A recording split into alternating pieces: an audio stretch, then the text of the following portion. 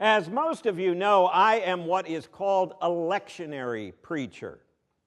That means that I follow the 3-year cycle of scripture readings, which are used in thousands and thousands of churches around the world. So I've come across our reading from Matthew before. In fact, by my calculations, it has come up at least 11 times during the course of my ministry as a full-time pastor. Now, you need to know that I keep all my sermons from prior years, and I have 2 large shelves filled with notebooks, each of them filled with sermons. So I decided to see when I last preached on this text. Imagine my surprise when I discovered that over the last 34 years, I have only preached on it once. And that wasn't on a Sunday morning. That was at a funeral service. I've never tackled this passage on a Sunday morning, always choosing one of the other readings for my text for the day when it comes up. Now, Luke has a similar passage, but it has a very different ending, and I have preached on that several times, but never this one, even though it comes up every 3 years. The funeral, by the way, was for an old-time New Englander named Ned. Ned had been the chair of the Board of Trustees during my first year or 2 at the Saugatuck Church in Connecticut. Ned was an attorney, well known in the area for his tough-minded approach to financial matters. As an 18-year veteran of the town's Board of Finance, many years as the chair, he gained a reputation for handling public funds with real integrity. He was re-elected to office year after year after year because people knew they could trust Ned to handle their finances. Ned was a fellow Red Sox fan, and we often exchanged books about the boys from Beantown, and he would pass on to me his used copies of Die Hard, the official magazine of we Red Sox fans. I always thought that it was appropriate that Ned read a journal called Die Hard. Webster defines Die Hard as someone who is strongly determined or devoted. That was Ned.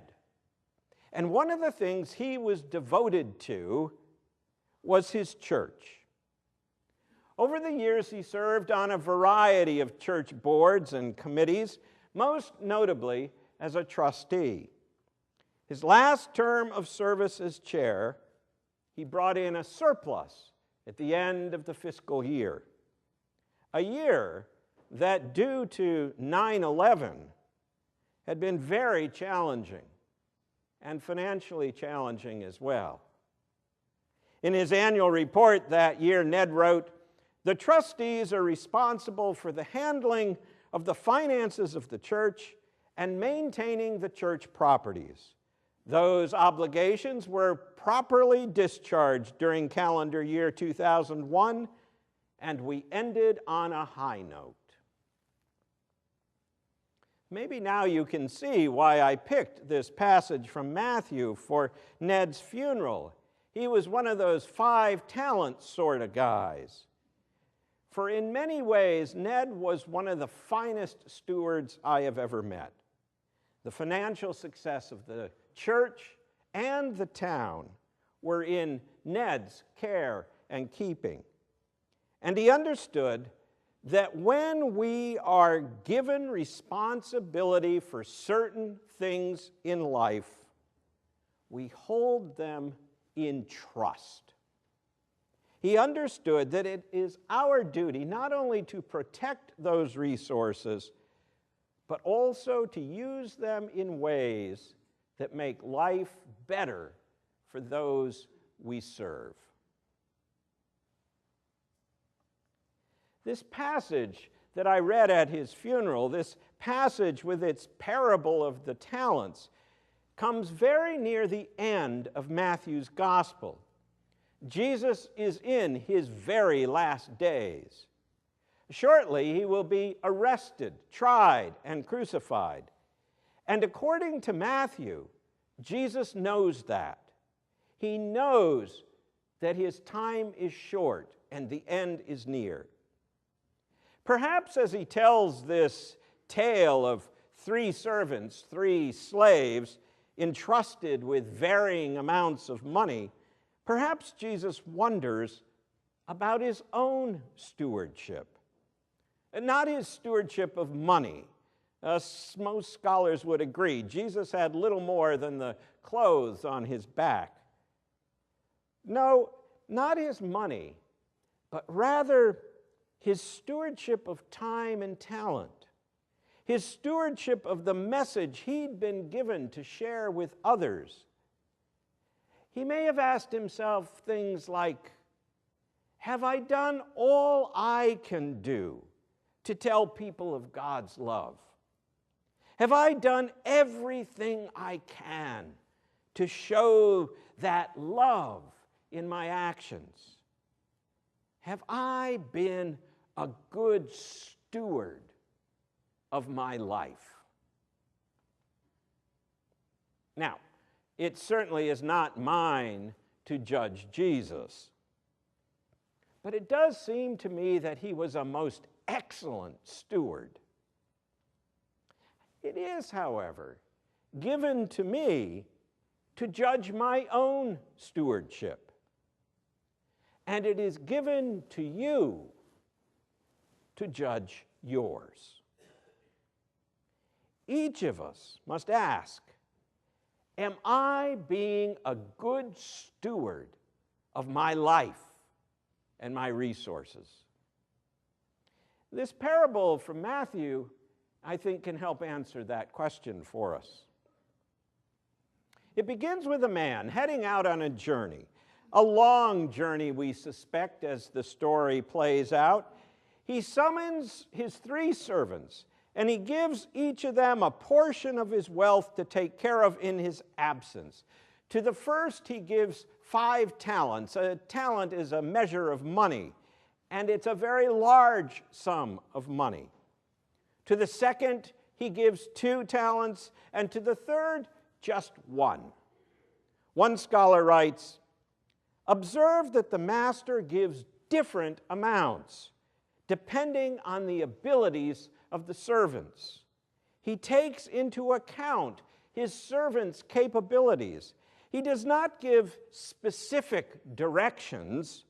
Rather, he allows his servants the freedom to take initiative. In some religious traditions, including many, many Christian churches, folks are given specific instructions in terms of their financial stewardship. Some churches insist on a tithe, giving 10% of your income to the church. Folks tend to get all caught up, though, in the legalisms of tithing. Is that pre-tax income? How do we take account for the fact that the government takes care of many of the things tithes used to pay for, like the care of orphans? Can I count my giving to other charitable causes as part of my tithe? And so it goes. Here, like the master in the parable, we don't give specific instructions. If you want to tithe, feel called to tithe, please do so. If you want to give more, please do so. But you'll receive no specific instruction from me or Deb or anyone else. Like the servants, some of us here have been given a great deal. Others, not so much. You know where you fall on that spectrum. You know what your resources are. It is your responsibility to determine how much you will give. The first and second servants invest their money wisely and well. Who knows? Maybe they buy shares in first century Apple or Google long before anybody knows what they are.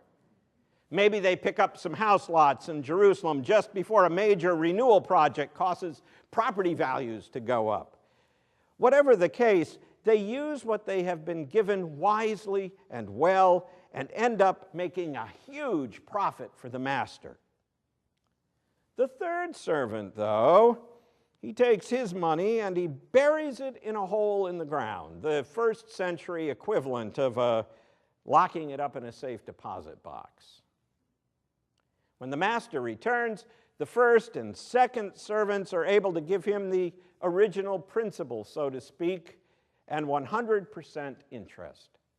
The third hands the master a dirty pile of money, exactly what he was first given minus the dirt before the master left on his journey.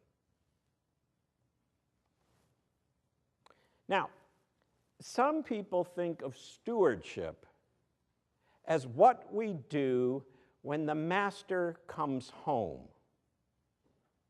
How much do we return to God of what God has given to us? But stewardship, sisters and brothers, as this story reminds us, is not just about what we do when the master returns, but also what we do while the master is away. How do we invest, literally and figuratively, what we've been given? How do we use our resources, our time, our talent, our treasure? How do we use it on a daily, weekly, monthly basis? We call this day Stewardship Sunday, but the truth is every Sunday should be Stewardship Sunday, and every Monday, Tuesday, Wednesday, Thursday, Friday, and Saturday as well. You and I are called to be stewards, caretakers of what we have been given all the time, every day, 24/7. Our making a pledge, our donating time to help out, our utilizing our talents to advance the mission of the church is just a part of our stewardship, albeit an important part, albeit the most visible part, perhaps, like the tip of an iceberg, but just a part. When the master comes home and the servants give him their respective amounts, he commends the first two. "Well done, good and faithful servant," he says to each of them.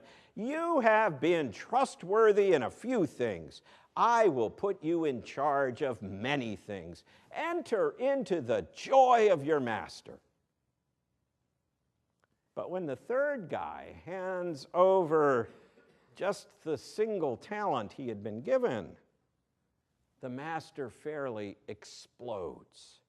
The master calls him lazy and worthless, and he orders that the third servant be thrown into the outer darkness where there will be weeping and gnashing of teeth.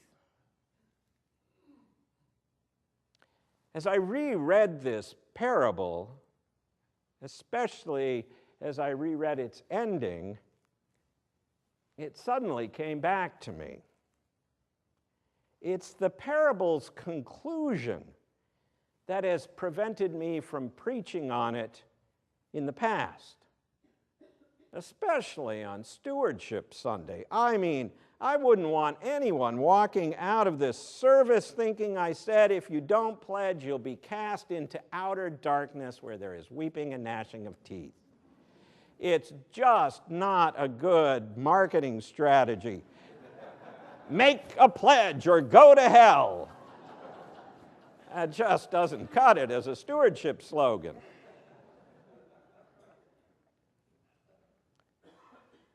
But perhaps we're being a bit too literal.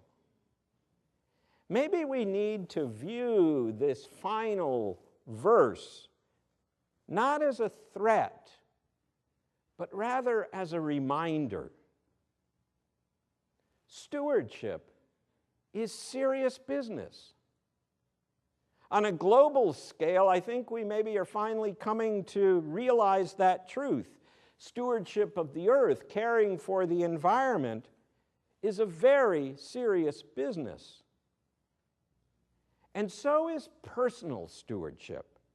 How we use our resources, our time, our talent, our money, how we do that matters to God and matters to the world around us.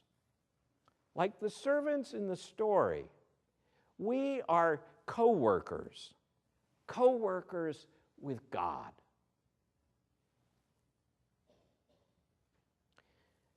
Ned, the trustee from Connecticut, Ned was a boater.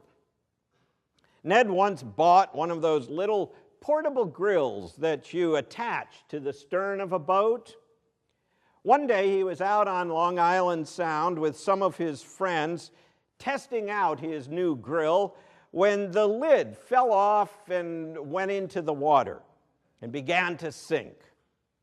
Ned stripped down to his jockey shorts, literally, and dove in for the lid. After all, he explained, I just spent $30 for it. That was Ned, always the good steward. And that can be you as well. As you consider your pledge this year, I encourage you to be like that old Yankee trustee. I encourage you to take the plunge. For you are a co-worker with God. And what you do on this Stewardship Sunday, and every day of the week as well, matters. Matters to God, matters to this church, matters to this world. Take the plunge. Enter into the joy. Be a co-worker with God. Amen. About a year after Ned died, I had the honor and the privilege at speaking at a town ceremony where the town marina was renamed for Ned, a town grateful for his stewardship over many years, wanted to find some way to memorialize him. You can see it if you go to Westport, Connecticut, the Ned Dimes Memorial Marina. He was a lousy boater, actually, but he was one heck of a steward. And he wasn't afraid to take the plunge. Might we all learn from Ned and be willing to take the plunge into joy as we consider our role in this year's stewardship effort. You don't even need to strip down to your jockey shorts.